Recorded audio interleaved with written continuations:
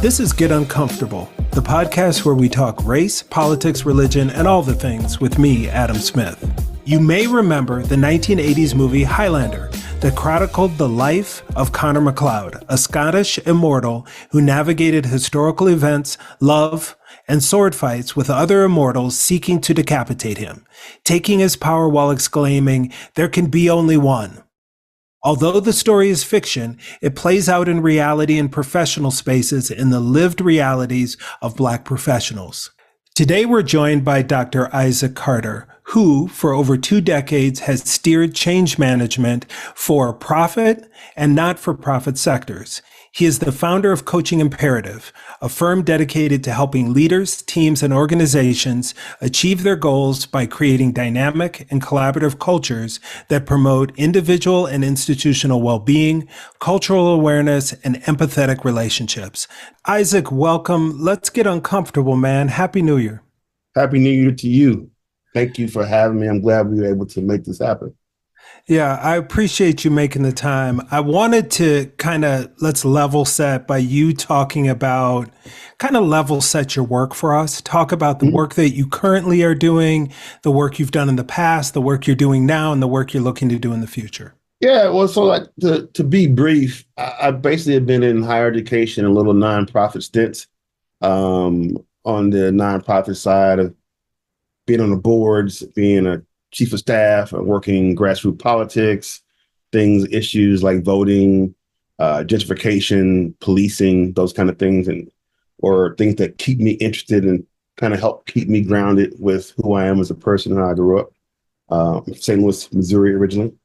And mostly it's been higher education. I consider myself a higher education expat. I was a chief student affairs officer. I was the chief enrollment officer for law school. I left as a tenured faculty member, associate professor, and a program chair for a graduate program in social justice and higher education. And then from there, you get the illusion that tenure is going to make everything all right. And it still wasn't all right. The process to get it and even afterwards. And that dissatisfaction plus location led to Coaching Imperative, where I wanted to take my skills and experiences that I've had from nonprofits, higher education, put them into a package where I could help organizations, leaders, and teams, but do my own spin on it, using emotional intelligence, cultural intelligence, music, art, in ways that really can help people see themselves differently. And then from that different perspective, hope they're able to gain a different perspective in how they see each other and how they do their work. Well, and you have, like so many of us, so many Black and brown folks. My wife and I are doing a session at the National Conference for Race and Ethnicity. And so my wife and I submitted a proposal that was accepted that is called Trailing Spouse Don't Apply to Us. And it's all about dual career couples of color in higher ed. We are both in the same work. We have, in October of 2023, 6 months, that was 6 months that of Linda's tenure, my wife's tenure in the College of Social Work at the University of Kentucky. That is the longest we have ever worked at the same institution. Wow. That's the reality, right? Yes. We lived in the same house. We both are in the same work, student affairs, student success work, transformational work. And the reality for some of our white colleagues is, they just take for granted not only them and their partners work for the same institution, but their kids, their kids' kids, their grandkids. And then you have us who have to take this winding route. And when your partner isn't satisfied, you're not satisfied. right? Because you have that level of symbionts with each other, and that, so she and that's why we love being where we are, is because this is the first time we've been at the same place. So we will go to Kentucky basketball games and football games and wear Kentucky blue because the institution has finally said, you being here matters enough. And it isn't just about one to be happy, it's about all to be happy. So I understand that winding path and thinking when you got there and then you ain't got there, right? Yes. So talk about, you and I talked about this idea. And so people who don't know the movie Highlander, right? You can can you level set Highlander? But we talked about Black Highlander Syndrome, but talk about the movie Highlander with Sean Connery. Shout out to the 80s kids who may not know what Highlander is all about. Yeah, so it's a science fiction movie, and it's built upon these ideas, these supernatural beings that have been born, given them some level of mortality, but it comes at a cost. They have to duel each other to survive. And in this case, they can coexist if they want to, but there's always someone who doesn't want to coexist and be the only one. And that is the person that the Highlander syndrome idea came from for me. Because I think as you talk about the different winding roads you've had and my journeys, as I think about myself as well, I think it's important that we understand that when institutions bring people on, there is already in some ways a archetype for how you're supposed to be, and it may not be known to you. Occasionally you'll get a little view of it in the interview process because they may have you meet that one or two people.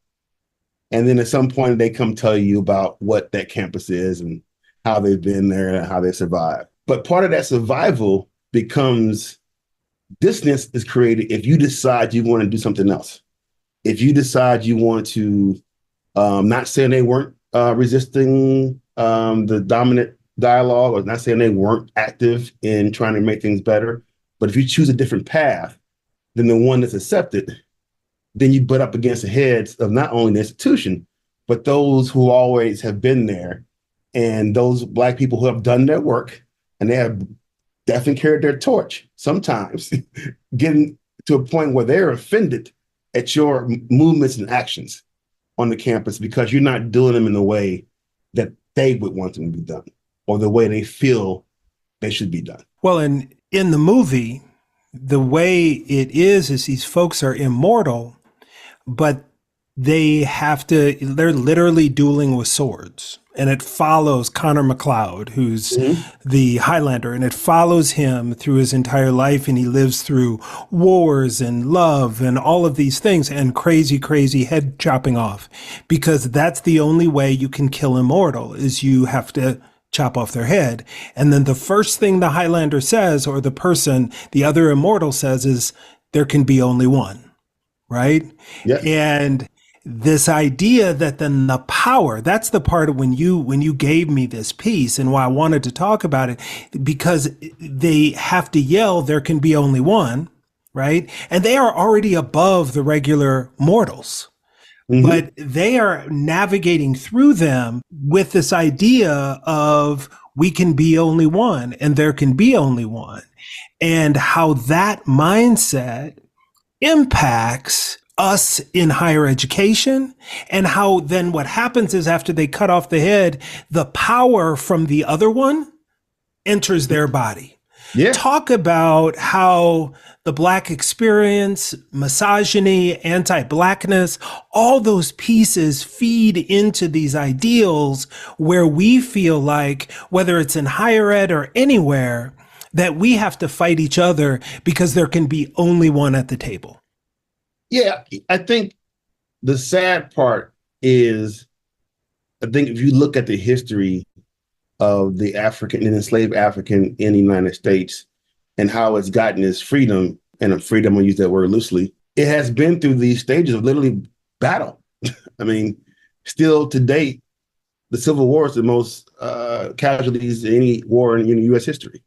And there's a reason for that. And so as we think about higher education being a product of this colonial design, of this Western expansion of capital, it's definitely been rooted in this kind of volatile nature of how to actually be.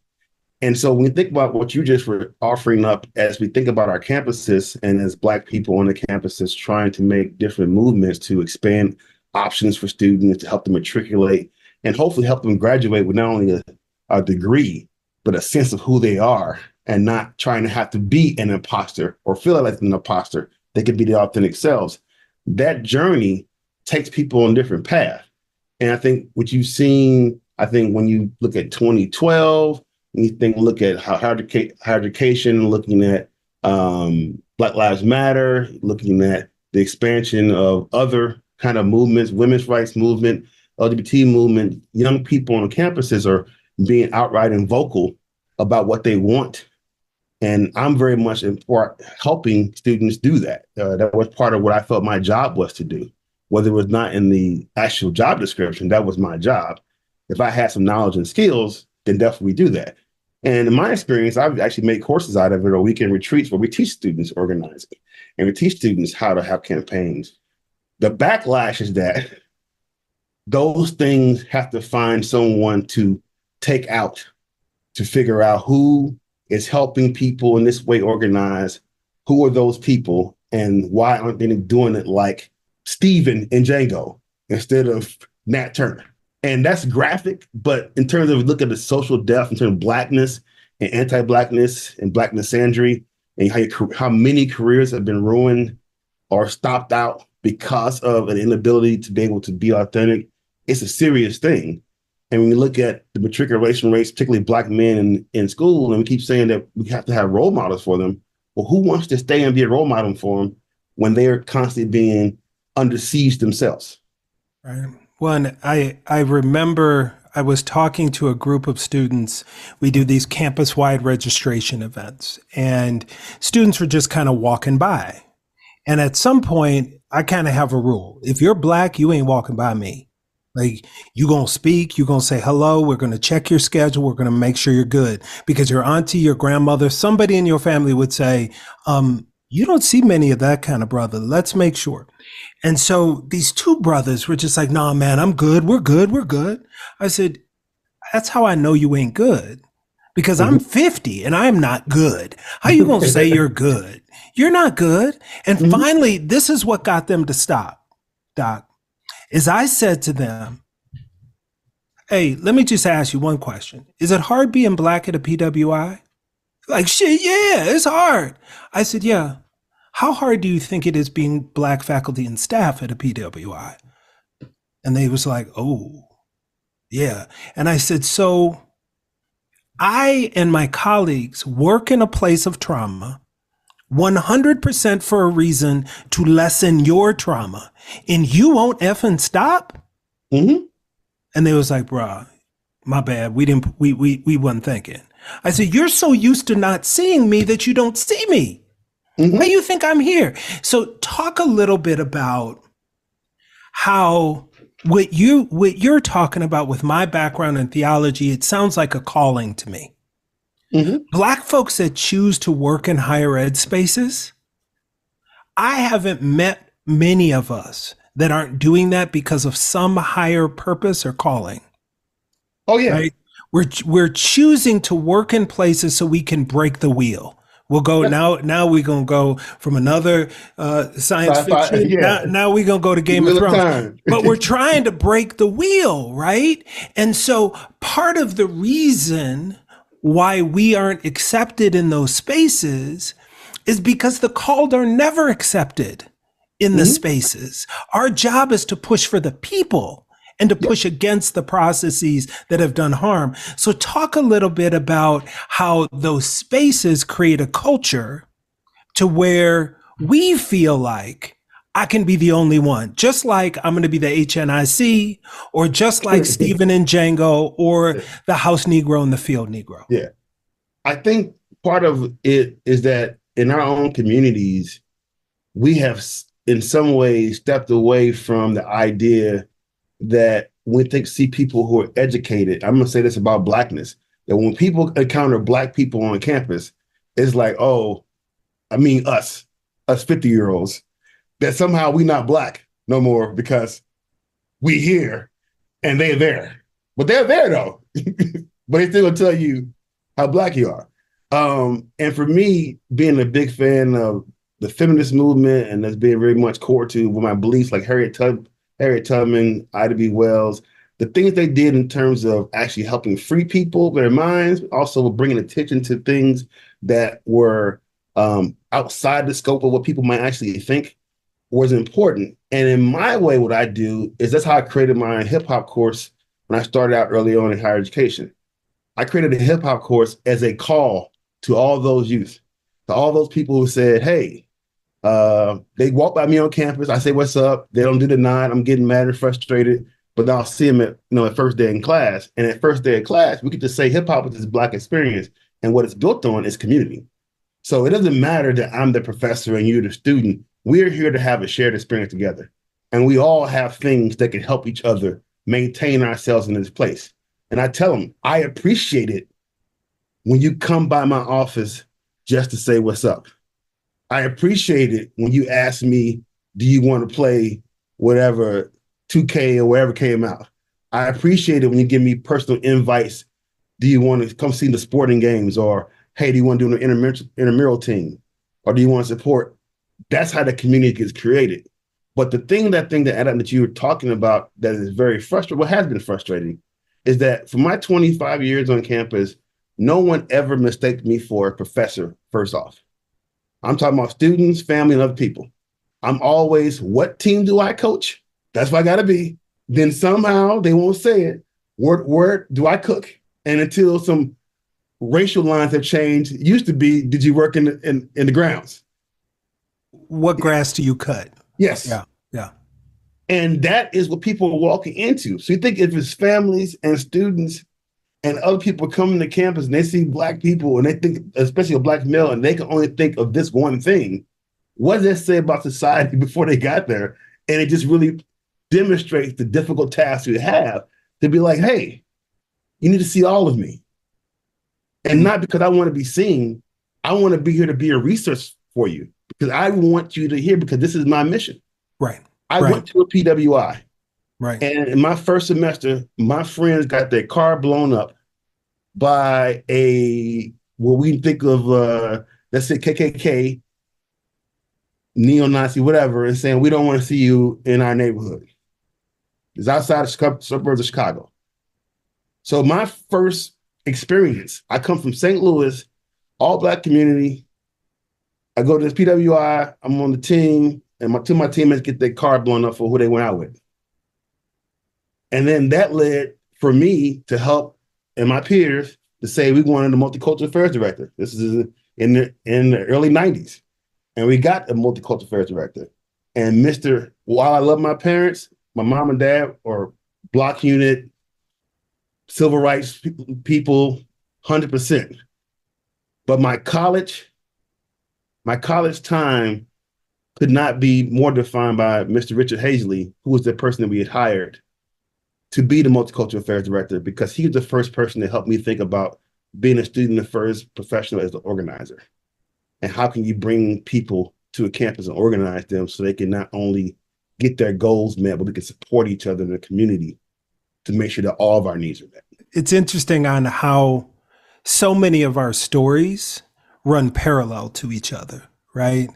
There's nothing that you're describing that doesn't sound like Drake University in 1990 for me, right? Down to playing the sports and doing all the things. One of the things that's interesting to me is how there's still this idea that Black faculty and staff are for Black students, right? And some of the great work that I've had the privilege to do, it has disproportionately benefited, right? The retention work, the campus-wide student success work, the disproportionately involved, engaged students have been our Black, multiracial, Latinx students, right? They have been. But the truth is, if you get us, it gets everybody. The hood and the holler ain't that big of a difference. No, right? We all ride inside. And so if you can get, because the front porch works for everybody, the reality is certain cultures have went into a back deck culture, but those cultures still originate from talking to people. Mm-hmm. And so the part that our campuses, and I want you to talk about this, that they forget is that I was walking across campus today and I had, because this is the first week back. So I had students stopping me, giving me hugs, giving me high fives, telling me, hey, Adam, love you. Hope your family's doing well, all that. And I was walking with a colleague of mine who's a brother who said, it's crazy. Like you walk across campus and it's white students and Latino students. He said, yeah, it's black students too. But I wish people could see how you move and how the genuine relationships you have with students, regardless if they're black or they're not. Because if you can build those relationships, see, every student feels the call. Mm-hmm. All of them do, because they feel the care that comes from it and that purpose. Talk about how the presence of Black faculty and staff is so critical. I say critical because certain folks are talking about critical race theory, right? And thinking that the campuses are places where we're indoctrinating students. But for people like you and me, it's just about loving students and caring about them so you can begin to start getting them to think differently. Talk about that. Yeah, I think that, the part of the Black Afrocentricity that people don't understand because they lump into this Black trope that it's all negative. And you say like Black studies or Black Lives Matter, it's always met with a negative. And in not understanding our culture and our historical nature of our culture, it's about harmony, collectiveness, relationships. Look at, the Black feminist epistemology, Michelle Collins and her work, talking about empathy, dialogue, care, power. I mean, those are the things that are core to our cause. And I think that one of the things that you've hit on that's important is that I got this advice early on in my career. If you walk across a campus during your interviews, Isaac, and the brother or sister is walking with you who only knows one group of people, you don't want to work there. Because what he had told me, again, it's Mr. Hazley, when he got us organizing, it wasn't creating just a Black student union. We already had that. He made us get into the university resource planning. He made us get into the groups that plan all the activities, the spring fling boards. He made us get ourselves and our tentacles into the campus community to leverage all the resources. And you watch him move, and he could be comfortable coming by the room, talk that stuff to you, blah, blah, blah. And then he's up on stage doing an opening welcome. And then he's sometimes up in the chapel because he has some reverend skills and he give that inspirational talk. He was multifaceted. And that's the kind of person I tried to be myself in the career. But I think the danger part of that, or at least what's become professionalized in that, is that you can get caught up in trying to be this thing and forget the purpose. The purpose for raising your profile is not for your profile, hopefully only. Not saying I'm hating to get people, make your money, get your cash, get your VP, your president, not saying there's anything wrong with that. I'm just saying along the way, if your purpose and your passion was still those connections, it was still there to get those people and the resources to people where they need them, to help those leverage those things that are particularly prey upon communities of colors and Black and brown students and get those resources. Because heck, when you have mentoring programs, they work for other students too. When you have student support programs, they work for other students too. And understand that the campus community should be divided, going to one school. So why can't we just do that, but then let us use different ways? And I think the tension that comes from that, though, when you start moving in spaces and you know everybody, you're going to run up against someone who was that person before you. Now, what do? Part of what we haven't always done well is that exchange generationally. And on college campuses, it becomes very problematic, or it can be contentious because of things like tenure. And someone's been very fixed in their ways and have a lot of power, a lot of knowledge. And it can be something that you're contesting, but it doesn't have to be that way. I just watched over the break. I'm saying some names now, and after the Cat Williams interview, every name I say is because I was watching over the break. The headliners looking at Chris Rock, Kevin Hart, Dave Chappelle. But I was going to say how they were trying to say as examples, we can all be GOATs. We can all be here. We can all be great in our own way without saying we're competing with each other. It's a pie to share. It's this idea, Isaac, because I wanted to make sure to hit this in. It's this idea that a certain generation ascribed to or believed in, that was, we have to work twice as hard to get just as far. Mm-hmm. And to me, that isn't blaming the racism, anti-Blackness, misogyny. It's blaming the other person of color, the other woman, the other intersex person who just wasn't willing to work hard enough. Like, so I'm here not because of grace. I'm here because I outran racism. I outran misogyny and anti-Blackness. Those are some of the things to me that create this idea that if you put on, I call them the brothers with bow ties. Every campus got brothers wearing bow ties. They just wearing bow ties. And there's nothing wrong with that. It's that, is it about style or is it about substance? Yeah. Right? Are you substantively adding things not to the work as opposed to trying to feel like you have to floss your resume to feel like you're above just the other N-words? Yeah. And I think that's the HNIC, the head Negro in charge. That's that idea there can only be one, the Highlander, and look, because I made it. The only way you can make it is to camouflage yourself in this particular garb. And I think that what you're saying is the bow tie is nothing wrong with that. But then rock your dashiki, rock your jersey, rock your new sneaks, whatever you wear, Jordan, Air Force One, whatever your thing is. Like, give people the full menu so students and faculty and staff can see you in the multifaceted way that you are. I can tell you this from experience. It's funny. When I lived in PWI worlds where I've been, when I wear my, I'll call my St. Louis gear, I can walk anonymously throughout stores, departments, fairs. No one says anything to me. And then if you see me with my suit and tie on, all of a sudden there's Dr. Carter. And it's funny, but people that you know and you work with every day, I've had walk by me because I'm in different clothes. And because they don't want to see you, because you have to wear the uniform that says he's a good one. Right, right. I have a friend who he called it flashing his resume. He would talk about getting on an airplane. And for all y'all who are not people of color, and maybe my colleagues who are my peoples who are not people of color will live this life. But we get on an airplane and we all wear the same uniform.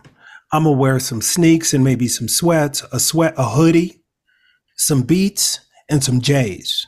That's how I'm getting on the airplane. It don't matter how many degrees I got, how many letters after my name, how much money I make, or often how old I am. Because now that the Gen Xers are in charge, we can buy Jordans. Is our music, just so you know. That's right.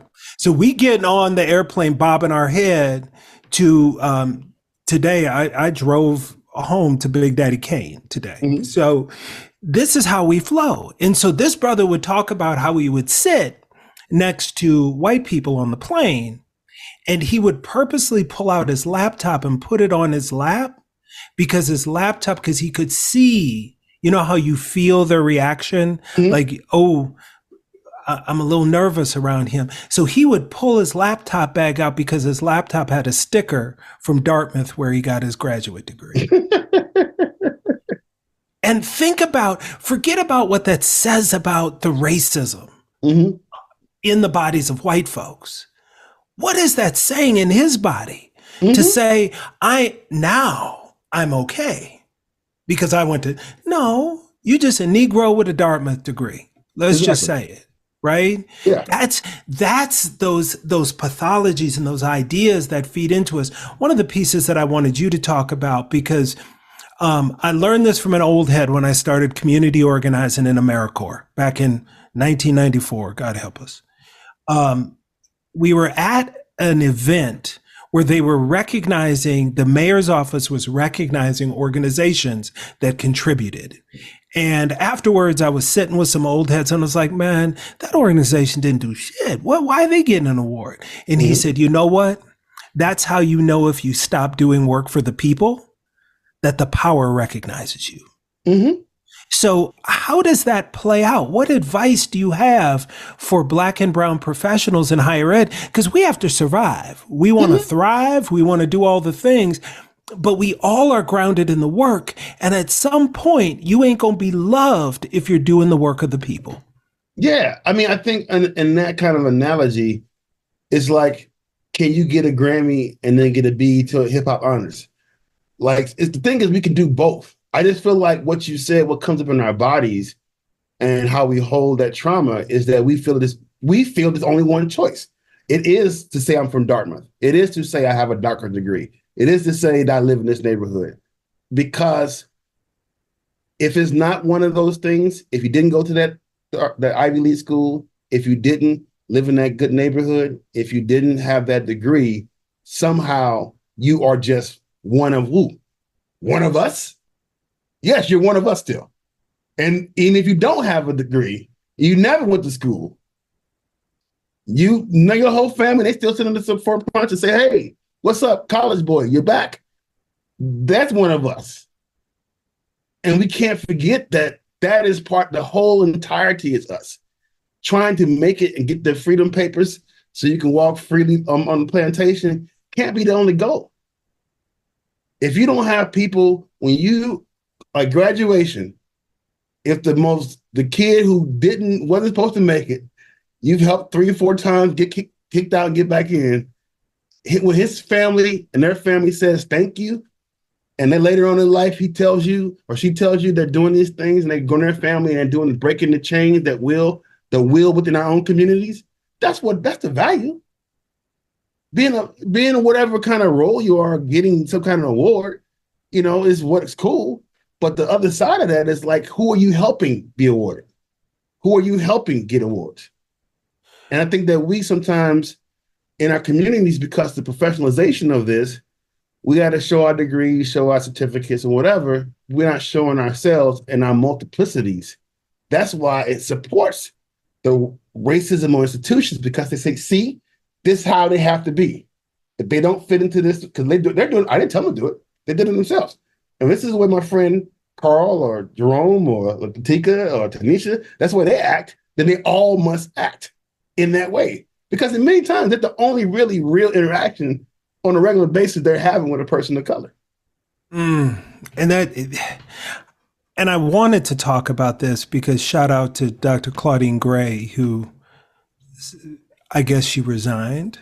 But see, everybody in these liberal campuses, so-called liberals, talk about that was just horrible what those conservatives did to her. There were conservatives.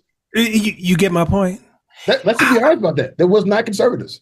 I want to be straight up. I'm glad you brought this up. A friend of mine, Zach Ritter, and I, we have a book chapter that's in a book that came out this fall called "Confronting Anti-Semitism on College Campuses."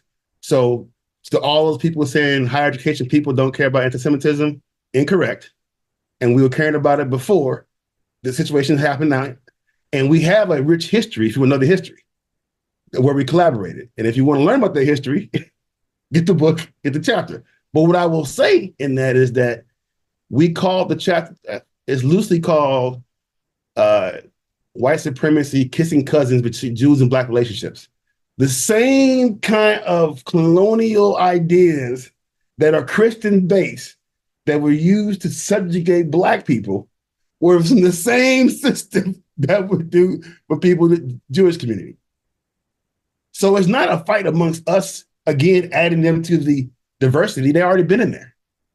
But the way people are thinking about it, because the way she answered was, there's a process. Well, as the longtime chief judicial officer, there is a process. There's a process when you say the N-word. There's a process when sexual assault. There's a process when you do graffiti. There'll be a process for anti-Semitism. There is a process. Students have rights and responsibilities per the institution. And her saying that the institution would do that, to call that not supportive, is just grotesquely incorrect. Well, and the challenge is white liberal tears are a whole different thing. And I can say that because I'm the one with the white mother on here. I mean, gosh, dog, and thinking about these bastions of liberalism, people, what I call right face and right place, or only place half the time. You can work in trio, right? Mm-hmm. You can work in DE&I work, so you can work in student those kind of places. You can work in athletics, you can cut grass, or you can serve food. And it's like it fits a narrative. How does this challenge of having the Black friend, the Black colleague that fits the description, that works for the system, especially in these liberal spaces. How does that not advance us, though, right? And how can we work to break it? Yeah, I think to your earlier question about what advice you give to Black and brown professionals is you can care about Black and brown things and not work in the diversity office. We need people who understand Black and brown experiences in the financial aid office. We need them not only recruiting, but we need them to be faculty chairs. We need them to be academic advisors. We need them to be student support services, student life team, Greek life, all those things. So in my career, I was in a multicultural affairs office at one point in my life over my 25-year career. Other than that, it was housing, student and life, dean, admissions, other things, institutional research, learning the numbers. I would say that, know your numbers, because most people, the numbers tell the true story in the fact book, but people walk around like the fact book don't have any facts in it. We don't look at the fact book. The disparities are there. You should never say the disparity. You should look at the fact book. I'm sure there's going to be some disparities. And we have to be able to train, I think, our younger professionals to look at those roles. And I think that we have to retool ourselves as midlife professionals if we want to stay in the field to figure out what can we do and how do we move outside of those narrow kind of places you put. What skills do you need to have to make sure you can be the head institutional research person at a campus? What role can you be the person who's the chief development officer? Like, that's the things we should be doing, because the other part of it, where the money is where the power is. And if you don't have access to the money, you don't have very little access to power. I want to end on this because this gets to it. Because at some point, we all, women, people of color, Black and brown folks, or women of color, right? Black women, or Black men, we get in leadership roles. And our entire existence when we're not in a leadership role, we're not the AVP or the VP or the dean or the associate dean or whatever it is. Our entire being is, the good old boy system and how the good old boys run stuff. And this gets into your Black male misogyny piece, right? And then we get in leadership roles and we don't lead like we're Black, or we don't lead like we're a woman. And we immediately lead the way white folks have led, the same way we've complained about the whole time. We lead the exact same way. What is some advice? Why does that happen? And then what is some advice for how we can unpack that a little bit and lead as not just work as our authentic selves, but lead as our authentic selves? Man, I'm so glad you asked this question. I'm going to push stop video and you see what pops up is love. That's coaching imperative, chief imperative. The thing I ask myself when I do in my work, where is the love in this? So as a coach, and I got to give critiques or give people some help, where's the love in this? If I got to go tell a group of people who've hired me to get rid of anti-Blackness, how do I do it but still show them love? If I got to go tell the person that's the worst thing you could have ever done in life, and you guys, the athletes, are purporting sexual assault and keeping that same idea that these men are these creatures on campus, these kind of untamed beast athletic, you do know, where's the love in that? Where's the love in your game, homie? If you can't get it without doing that, maybe get your game tight, listen to R&B. I'm going to tell you. Like, where is the love in our work? And I think part of it, in my idea and what I've seen, is that a lot of men are afraid to use the word love. I think, as your colleague commented on you, thought it was strange. People think that somehow love is improper, or is too intimate, or is too vulnerable. No, it's what we need. Because we can't really know each other and be authentic if we're not being vulnerable, if we're not going to the intimate spaces of who we are, if we're not calling back on our grandmas and grandmas, act like we had some home training and we know better. If we don't do that, then what are we doing? We are demonizing ourselves. We are letting the trauma take hold of us. And we're helping that at the end of this Black Highlander, it won't be no more Black, but there'll still be a Highlander. There'll be no more Black and brown swordsmen. Like Steven in the Django. Candyland will live on. Well, that is so important, understanding that the work starts and ends with you, but it starts and ends with love. But you have to love yourself. You have to love your call. You have to understand that there will be I always realize that I don't care what staff and faculty say about a colleague. I care about what students say.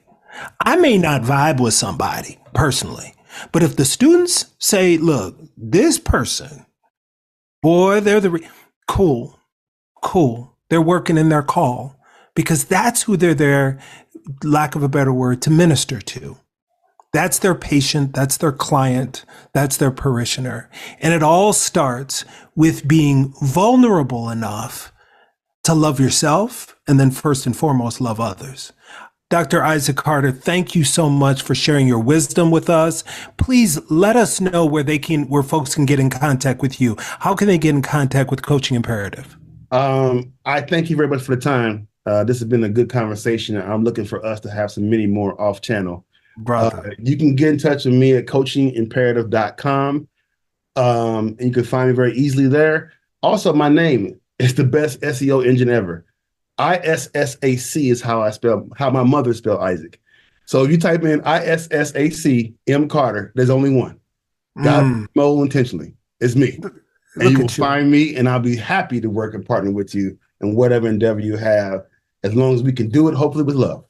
I love it, Isaac. We will put your information in the show notes. Thank you again for joining us. Blessings for an amazing 24. Thank you, brother. You started it off. It would be great. Thank y'all for having me. Thank you so much for taking time out of your day to listen to this episode of Get Uncomfortable. Get Uncomfortable is produced in partnership between me, Rachel Hansen, and Adam Smith.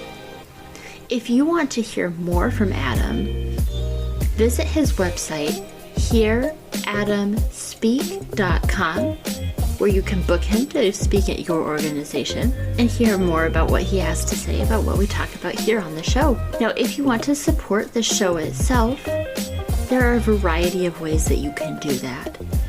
You can leave us a review anywhere you listen to podcasts, send us an email, or share an episode with a friend.